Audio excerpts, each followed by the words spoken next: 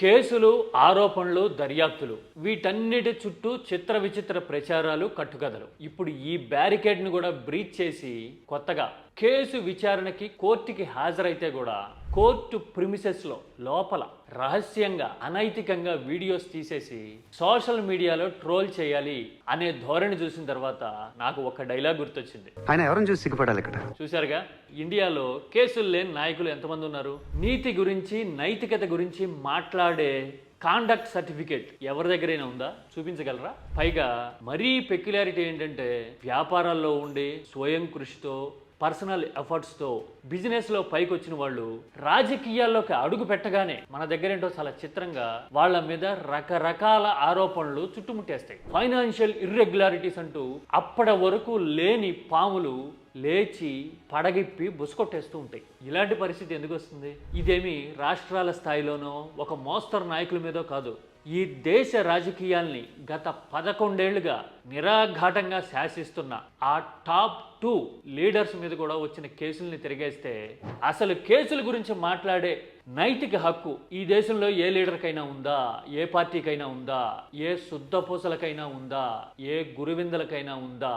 పరనింద వేసే నైతికత అనేది ఒక క్వశ్చన్ మార్క్. దీనికి సమాధానం ఏంటో చూద్దాం. ఇది ఎవరి మీదో ప్రత్యేకంగా ఆరోపణ చేయడానికో ఇంకెవరినో ప్రత్యేకంగా ప్రొటెక్ట్ చేయడానికో సంబంధించింది కాదు. కేవలం మన అందాన్ని అద్దంలో చూపించినట్టుగా వాస్తవాల్ని ప్రొజెక్ట్ చేసే ప్రయత్నం.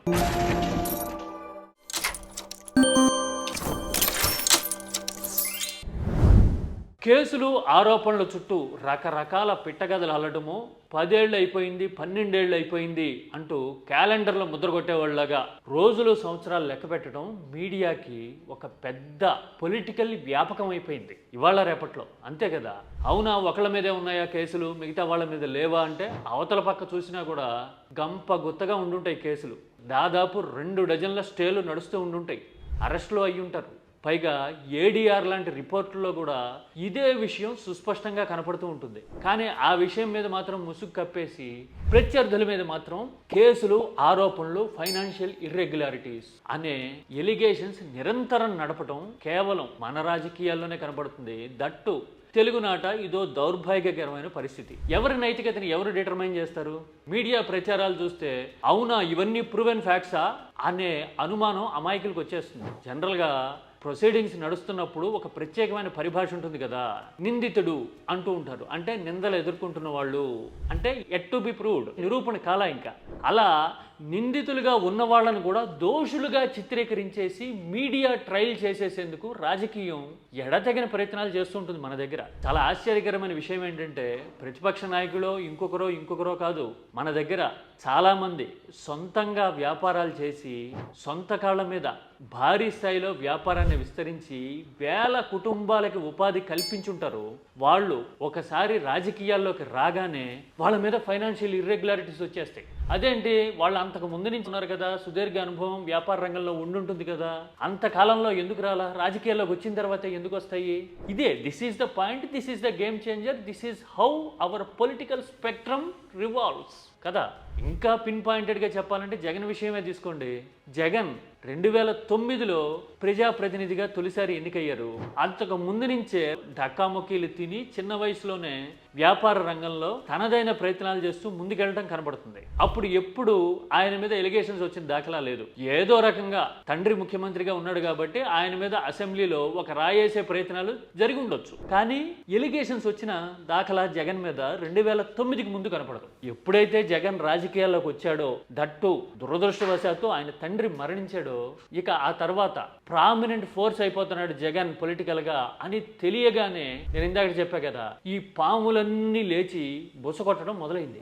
కేసులు, విచారణలు, దర్యాప్తులు 1కి 4 బనాయించడం అప్పుడే కదా స్టార్ట్ అయింది. ఈ రకమైన ట్రెండ్ మోరార్లెస్ వ్యాపార రంగం నుంచి రాజకీయాల్లోకి వచ్చిన చాలా మంది విషయంలో కనపడుతుంది. ఎందుకంటే hour system is like that. ఇది ఇండియాలో ఉండే ఒక విభిన్నమైన దౌర్భాగ్యకరమైన పెక్యులారిటీ. మీకు ఎగ్జాంపుల్ చెప్పనా, తెలుసో లేదో, ఇజ్రాయెల్ని అప్రతిహతంగా దాదాపుగా గత 25 ఏళ్లుగా ఏలుతున్న బెంజమిన్ నెతన్యాహు ఇజ్రాయెల్లోనే మోస్ట్ ప్రామినెంట్ బిజినెస్ ఫిగర్. తెలుసా మీకు? టాప్ 2, టాప్ 3 రిచెస్ట్ పర్సనాలిటీస్లో ఆయన కూడా ఒకడు.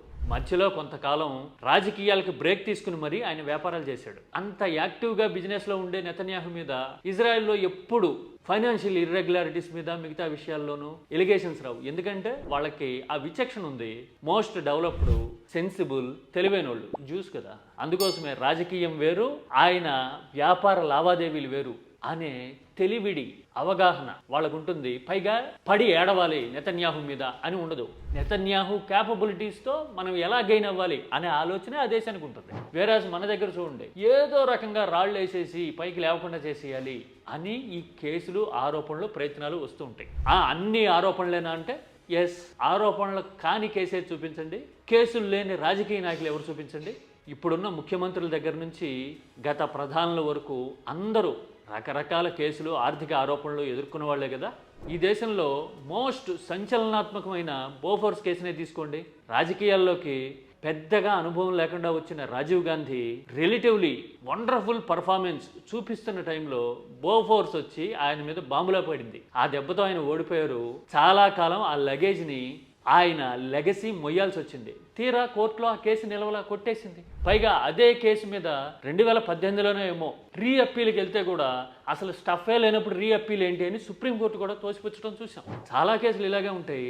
రాజకీయం బరి తెగించి మరీ ప్రత్యర్థుల మీద కేసులు బనాయించడానికి ప్రయత్నాలు చేస్తూనే ఉంటుంది కదా. నేను ఇంతకు ముందు కూడా ఒక సందర్భంలో చెప్పా, 77లో కాంగ్రెసేతర ప్రభుత్వం ఈ దేశంలో తొలిసారిగా వచ్చినప్పుడు అంతకు ముందున్న ప్రధాని ఇందిర మీద కేసులు పెట్టట్లేదు మొరార్జీ దేశాయ్ అని అప్పటి హోంమంత్రి, అసలు మగతనమే లేదా, ఇంపార్టెంట్ మెన్నా మీరందరూ అని తన క్యాబినెట్ సహచరుల మీద నేరుగా ప్రకటన చేయడము, లేఖలు రాయడాన్ని ఈ దేశం చూసింది. అంటే రాజకీయ ఆరోపణల కోసం, కేసుల కోసం మనోళ్ళు ఎంత బరితెగిస్తారు అనే ఎగ్జాంపుల్ మనకి 50 ఏళ్ల నాడే ఉందన్నమాట. అంతెందుకు, ఈ దేశ రాజకీయాల్ని అప్రతిహతంగా శాసిస్తున్న మోడీ, అమిత్ షాల సంగతే చూడండి. ప్రధాని కాకమునుపు మోడీ మీద ఎన్ని కేసులు బనాయించి విచారణల పేరుతో ఎంత ట్రయల్ జరిగింది, మీడియాలో ఎంత ప్రచారం జరిగింది. ఇప్పటి హోంమంత్రి అమిత్ షా మీద అయితే కేసులు పెట్టి జైల్లో పెట్టడమే కాదు, ఆఖరికి గుజరాత్ బహిష్కరణ కూడా విధించారు కదా. 2 ఏళ్లు ఆయన సొంత రాష్ట్రంలో అడుగు పెట్టకుండా అప్పటి రాజకీయం అడ్డుకుంది కదా. ఏం జరిగింది? వాటన్నిటినీ తట్టుకొని తిప్పికొట్టి మళ్ళీ రాజకీయంగా పైచేయి సాధించిన తర్వాత అప్పటి కేసులు బనాయించడంలో ఎవరైతే ఇన్స్ట్రుమెంటల్గా ఉన్నారో చిదంబరం, అదే చిదంబరం మళ్ళీ కటకటాల్లోకి వెళ్ళడం ఈ రాజకీయ రివాజులో భాగం. అంతే. మామూలుగా మనకి చెప్తూ ఉంటారు కదా, నువ్వు ఏది విత్తితే అదే మొలకెత్తుతుందని. అలాగా అప్పటి వాళ్ళు ఏం చేశారో అలాంటి రిజంబ్లెన్సే వాళ్ళకి లైఫ్లో ఎదురైంది అని ఇలాంటి పరిణామాలు ప్రూవ్ చేస్తాయి. చాలా ఇంట్రెస్టింగ్ అయిన విషయం ఏంటంటే, ఎవరైతే ప్రత్యర్థుల రాజకీయ వ్యూహాల దెబ్బకి రకరకాల కేసులు ఎదుర్కొన్నారో మోడీ, అమిత్ షా, వాళ్ళిద్దరి ఆధ్వర్యంలోనే ఇండియాలో కొత్త న్యాయ సంహిత వచ్చింది. ఇండియన్ పీనల్ కోడ్ అనే ప్రొసీజర్ని రీడిఫైన్ చేసింది ఈ జోడీనే. ఇదంతా నడుస్తున్న చరిత్ర కదా. మరి ఇలాంటప్పుడు రాజకీయ కేసుల్ని, విచారణల్ని, ఆరోపణల్ని ఏవో కాండక్ట్ సర్టిఫికెట్స్ అన్నట్టుగా చూపించి ఎదుటి వాళ్ళ మీద నిందలేయాలి అనుకోవడాన్ని ఎలా చూడాలి? అది కేవలం ఒక రకమైన ఆనందం, మీడియా చేతిలో ఉందని, లేదంటే అధికారం చెలాయిస్తూ ఉన్నాం కదా ప్రస్తుతం అని చెలరేగిపోయే ప్రయత్నం మాత్రమే. అంత మాత్రాన మనం విసిరిన రాళ్లన్నీ ఎదుటి వాళ్ళకి తగులుతాయని కాదు, అలాగని ఊరికే గాలికి పోతాయని కూడా కాదు. గాలి మారినప్పుడు అదే రాళ్ళు వచ్చి విసిరిన వాళ్ళ మీద పడే పరిస్థితుల్ని మనం నిరంతరం చూస్తూనే ఉన్నాం కదా ఈ దేశంలో, మన రాష్ట్రంలో. ఏమంటారు? మన దగ్గర ఎదుటి వాళ్ళని వేలెత్తి చూపించేంత నైతికత మన రాజకీయాల్లో ఎవరికైనా ఉందా?